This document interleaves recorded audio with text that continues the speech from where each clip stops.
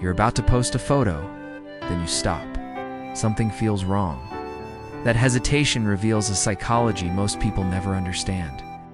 These are the minds that choose silence over performance. The moment of hesitation, you just left an incredible evening with friends. The lighting was perfect, everyone looked great, and you captured it all in one flawless shot.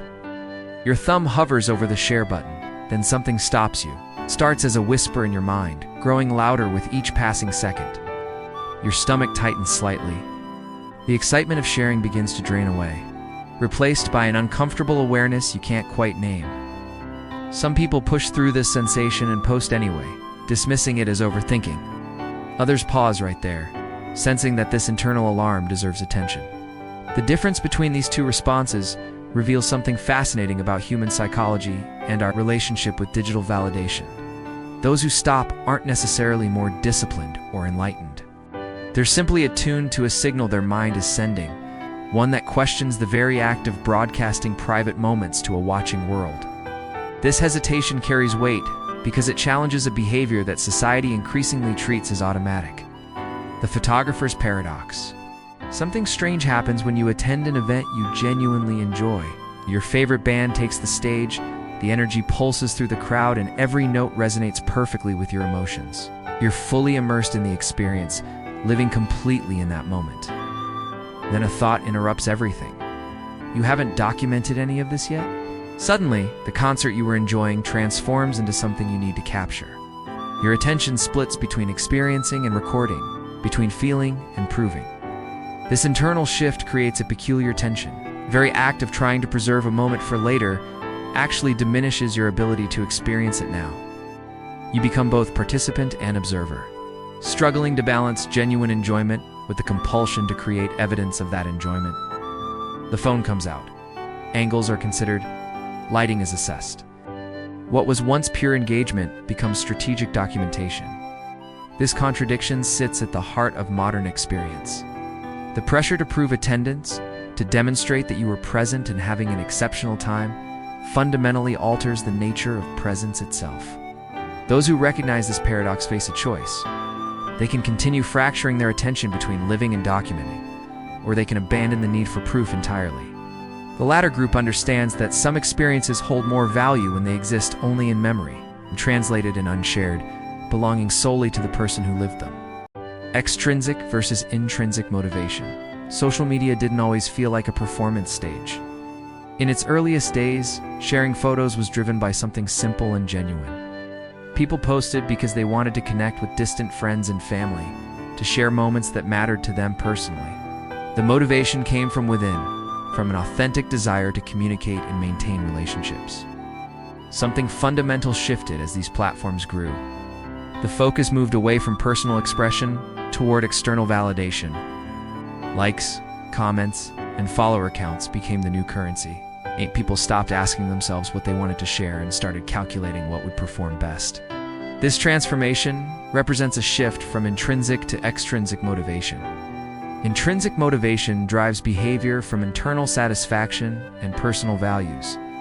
Extrinsic motivation operates on external rewards and the avoidance of social punishment. When you share a photo because it brings you joy to document your life, that's intrinsic. When you share because you need validation or fear being forgotten, that's extrinsic. This shift explains why posting now feels exhausting for many. Every photo becomes a calculated decision. Will this get enough engagement? Does this fit my brand? What will people think? The joy drains out entirely, replaced by strategic thinking and performance anxiety. Those who step away from posting often recognize they've lost touch with their original reasons for sharing. They're no longer expressing themselves, but rather managing an image, performing for an audience that never stops watching and judging. The crystallized self, your online presence, creates a fixed version of yourself that becomes difficult to escape. Every post, every like, every comment builds a data profile that your audience uses to define who you are. Friends, family, and strangers form expectations based on this curated collection of moments. This fixed identity is what psychologists might call your crystallized self. The problem with crystallization is its rigidity. In real life, you adapt to different contexts naturally. With your college friends, you're spontaneous and carefree. At work, you're professional and measured. With family, you're the role you've always played in that system. This fluidity is normal and healthy, allowing you to navigate various social environments authentically. Online, this flexibility disappears. Your feed demands consistency. If you've established yourself as the fitness enthusiast, posting about struggling with motivation feels like betrayal. If you're known for positivity, expressing genuine sadness seems off-brand. The audience expects the version of you they've come to know, and deviating from that image cracks the carefully constructed facade. This rigidity becomes suffocating over time. You can't evolve, experiment, or simply have an off day without it being documented and analyzed. Some actors and public figures actively avoid social media for this exact reason. They need to remain blank slates, capable of transforming into different characters without audiences projecting their online persona onto every role. Those who stop posting often do so to reclaim their fluid identity, refusing to be trapped by their past digital choices. The silent majority, most people believe social media is dominated by active participants constantly sharing their lives. Reality tells a completely different story. Internet culture has long operated on what researchers call the 1% rule. Only 1% of users actively create content. 9% engage through likes and comments. The remaining 90% simply watch, consuming without ever contributing. This silent majority has grown even quieter in recent years. Those who once posted occasionally are now deleting their entire feeds. People who maintained minimal presence are disappearing entirely from public view. They haven't abandoned the platforms completely, but they've stopped broadcasting their lives for mass consumption. The shift represents something significant. These users are rejecting the expectation that participation requires performance. They're choosing observation over exhibition, presence without proof. This withdrawal isn't about lacking content or living boring lives. Many of these silent users have rich, fulfilling experiences. They simply refuse to commodify those experiences for digital consumption. What makes this group psychologically distinct is their resistance to social pressure. While algorithms and platform designs push everyone toward constant sharing, these individuals maintain boundaries. They understand that watching doesn't require participation, that you can benefit from connection without sacrificing privacy. This silent majority holds more power than they realize. Their absence from content creation threatens the entire ecosystem that depends on user-generated material. Without fresh content, platforms stagnate. Quiet participants understand this leverage, even if they don't actively wield it. Digital minimalism, as rebellion choosing silence in an economy built on attention, functions as a form of protest. When entire industries depend on your engagement, your content, and your data, refusing to participate becomes an act of resistance. This isn't passive withdrawal. It's active rebellion against a system designed to extract value from every moment of your life. Danish philosopher Søren Kierkegaard warned about the dangers of crowds and conformity long before social media existed. He argued that crowds erase individual truth, creating spaces where people hide from themselves by simply following what's popular. His words resonate powerfully today when the crowd isn't just people, but algorithms specifically engineered to keep you engaged and insecure. French philosopher Albert Camus offered another lens for understanding this rebellion. He spoke of finding freedom through rejection of absurd systems. Social media's demand for constant performance qualifies as absurd. The expectation that every experience deserves documentation, that your worth depends on engagement metrics, that you must maintain a public persona at all times, creates a meaningless cycle. Those who refuse to post embody this philosophical rebellion. They recognize the machine and choose not to feed it. Their rejection isn't about superiority or judgment of others.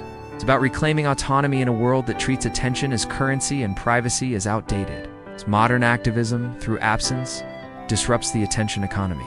It's a fundamental assumption that everyone will eventually participate and perform. The anxiety economy, social media platforms don't profit from your happiness. They profit from your insecurity. The business model depends on keeping you anxious enough to stay engaged, but hopeful enough to keep trying. Every notification, every comparison, every algorithm tweak serves this purpose. Your discomfort drives their revenue. You post a photo, and wait for validation. Each like triggers a small dopamine release, training your brain to seek more. When engagement falls short of expectations, anxiety creeps in. This cycle keeps you returning, checking, refreshing, posting again. The algorithm amplifies this anxiety deliberately, shows you curated highlights from others while hiding their struggles. You see friends at perfect dinners, on amazing vacations, achieving career milestones. Your own life feels inadequate by comparison. Advertisers capitalize on these manufactured insecurities. People who stop posting recognize this exploitation. They see how the system uses their vulnerabilities against them, refusing to let their anxiety become someone else's profit margin. Authenticity versus performance, being genuine online, has become nearly impossible. The space between authentic self-expression and calculated performance has collapsed entirely. What started as platforms for connection evolved into stages where everyone performs constantly, measuring success by audience response rather than personal satisfaction. Early social media users shared mundane details, unfiltered thoughts, and imperfect moments without concern for how they'd be perceived.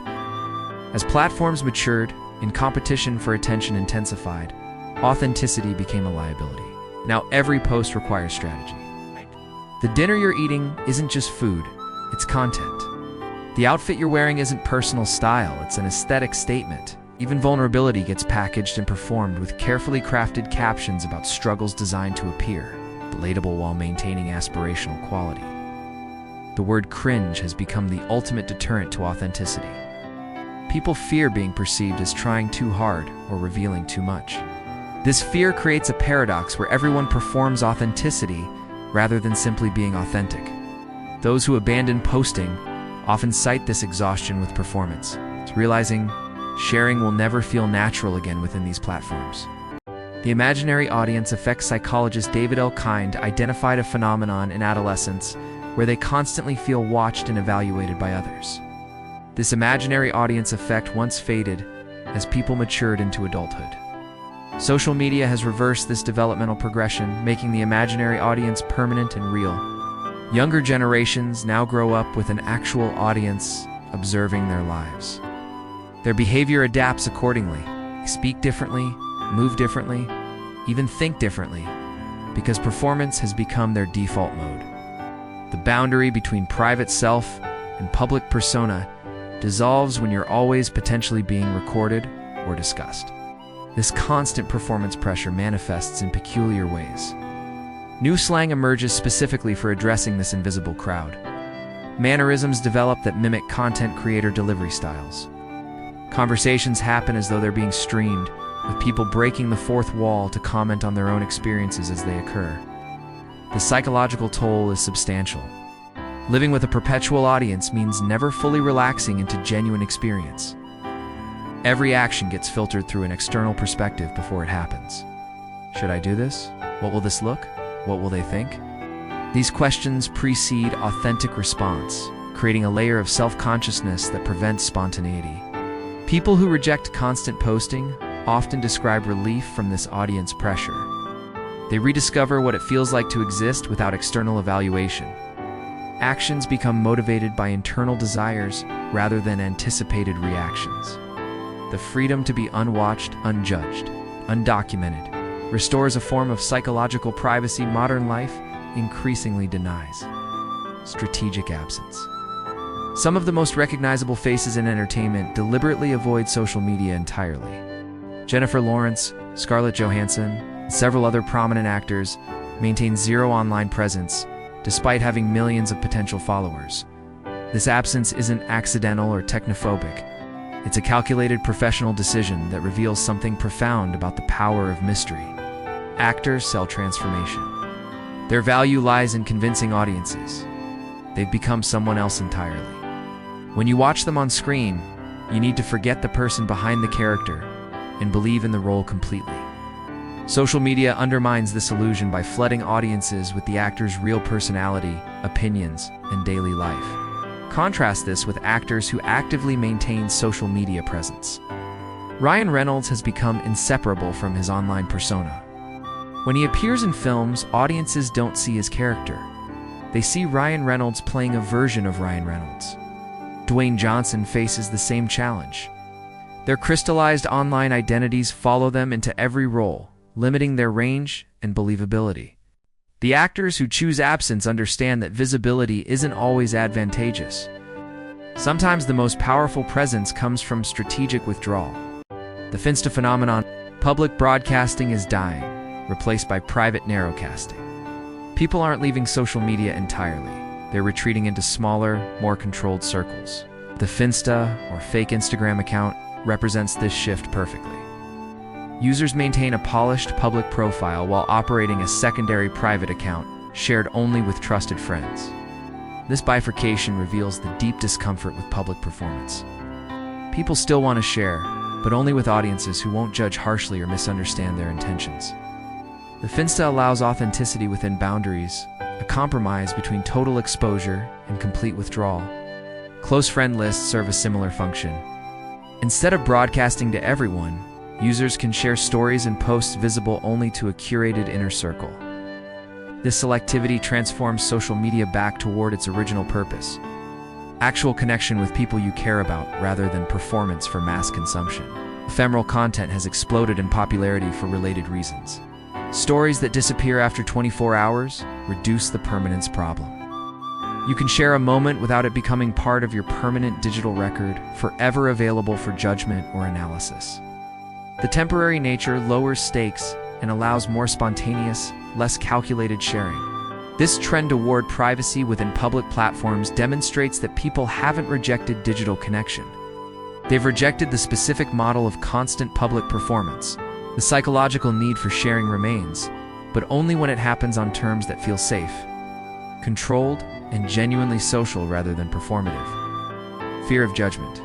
A recent survey revealed that 47% of younger users delete their posts when engagement falls below expectations. 1 in 3 avoid posting altogether because they fear negative judgment.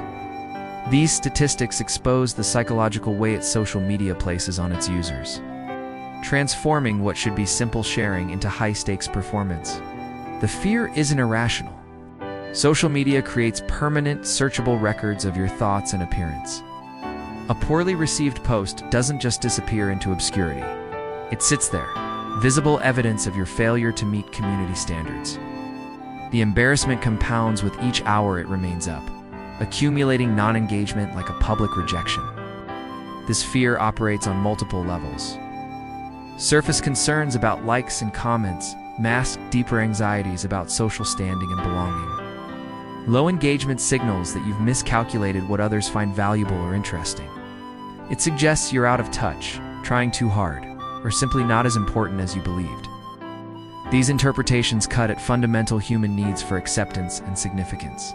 The deletion behavior reveals something tragic. People would rather erase their authentic expressions than tolerate the discomfort of insufficient validation.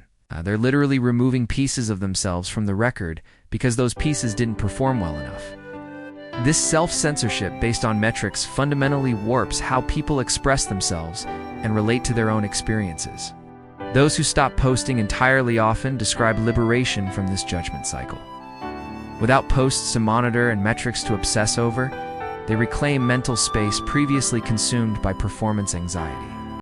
Memory harvesting: every photo you upload becomes data. Your memories get harvested, feeding algorithms that study your face, your locations, your relationships, and your habits. This information builds predictive models about who you are and what you'll do next. The implications extend beyond targeted advertising. These systems learn to recognize patterns in human behavior, preferences, and decision-making by processing billions of personal photos. Your vacation snapshots train facial recognition software. Your meal photos refine recommendation engines. Your candid moments become training data for AI that will eventually predict and influence human behavior at massive scale. Most users never consider this secondary life their photos lead. They upload images thinking about immediate social response, not about how those images contribute to vast databases that profile humanity. The photos you share today will inform systems that shape society tomorrow, often in ways that disadvantage the people who provided the data. This digital extraction operates without meaningful consent. Terms of service agreements bury these data practices in legal language few people read or understand. By the time you realize your memories have commercial and analytical value beyond personal sentiment, years of your life exist in corporate databases. It's a pigeonhole effect. Finding success on social media often requires establishing a niche. Fitness content, travel photography, food reviews, fashion inspiration. The algorithm rewards consistency and specialization. Once you build an audience around a specific identity, that identity becomes your cage. The pigeonhole effect traps you in the very thing that brought you attention. If your body positivity content gained followers, expressing dissatisfaction with your appearance risks backlash. You become locked into performing a singular version of yourself, unable to evolve or explore other interests without losing the platform you've built. This trap affects everyone who gains traction. Your friend who posts workout content can't suddenly share poetry without seeming inauthentic. Audiences develop expectations, and meeting those expectations requires suppressing other aspects of your identity. The pressure intensifies as your audience grows. Those who abandon their online presence often cite this suffocation, recognizing they've become caricatures of themselves, reduced to single marketable traits. The uncaptured life of the world is rapidly becoming a place where every moment gets measured, analyzed, and monetized. Your experiences feed into systems that profit from understanding you better than you understand yourself. Algorithms study your patterns, predict your desires, and serve you manufactured versions of what they think you want. In this landscape, keeping moments private represents one of the last forms of true ownership. An uncaptured life exists outside these systems. Memories that live only in your mind can't be harvested for data. Experiences shared only with people physically present can't be commodified or analyzed. Without the pressure to document and share, you can fully inhabit your experiences. The quality of your attention deepens when it's not divided between living and recording. The people who keep their lives offline aren't hiding or fading into irrelevance. They're protecting something precious, the ability to exist without external validation, to experience without proving, to simply be without performance. In a world demanding constant visibility, their silence might be the most honest thing left.